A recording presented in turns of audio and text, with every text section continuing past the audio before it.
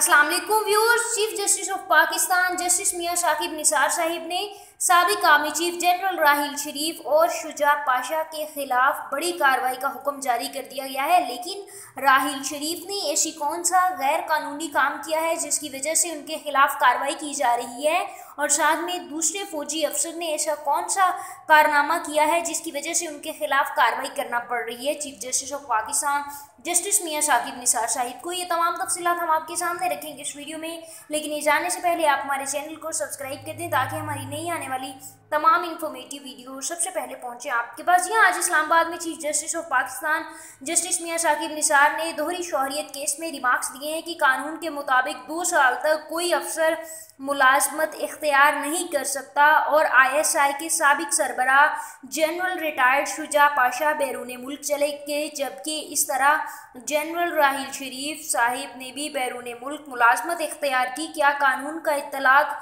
फौजी अफसरान पर नहीं होता है?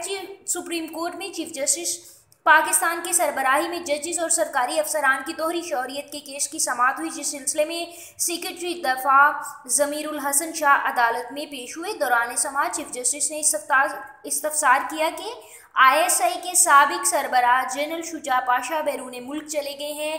कैसे रिटायरमेंट के फौरन बाद शुजा पाशा ने मुलाजमत इख्तियार कर ली।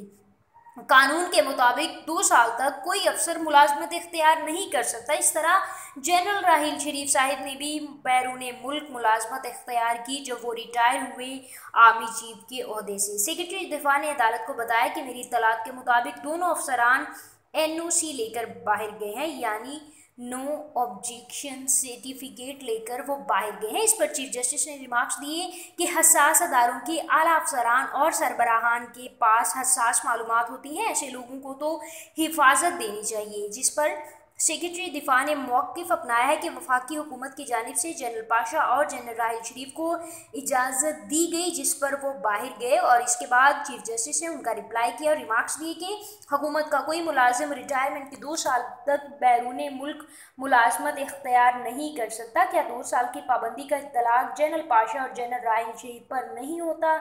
इन अफराद को काबीना से इजाज़त लेकर बैरून मुल्क नौकरियां करनी चाहिए थी। इस पर सेक्रेटरी दिफा ने कहा कि मुझे इस 2 साल के अरसे के बारे में ठीक से मालूम नहीं, लेकिन वो बैरून मुल्क जो है वो NOC फॉर्म लेकर गए थे, उन्होंने पहले इजाज़त मांगी थी, ताहम इसका कोई सबूत मौजूद नहीं है सेक्रेटरी दिफा के पास जो कि चीफ जस्टिस को पेश किया जाए। ताहम चीफ जस्टिस ने इसका हुक्म जारी कर दिया है कि तमाम तफसीलात उनके सामने लाई जाएं और उन पर रिपोर्ट भी पेश की जाए अदालत में। सुप्रीम कोर्ट ऑफ इस्लामाबाद में इसकी बाकायदा रिपोर्ट पेश की जाए कि जनरल राहील शरीफ और जनरल पाशा कैसे बाहर जाकर नौकरी कर सकते हैं, हालांकि 2 साल तक कोई भी मुलाजमत इख्तियार करने का इजाज़त नहीं देता। पाकिस्तान का कानून इस बात की इजाज़त नहीं देता। व्यूअर्स, अगर आपको ये वीडियो पसंद आई है तो उसको लाइक कीजिए, साथ ही साथ तमाम नई इन्फॉर्मेटिव वीडियोज़ के लिए इस चैनल को सब्सक्राइब कीजिए, और इस वीडियो के बारे में अपने ख्यालात का इजहार करना नीचे कमेंट सेक्शन में मत भूलिए।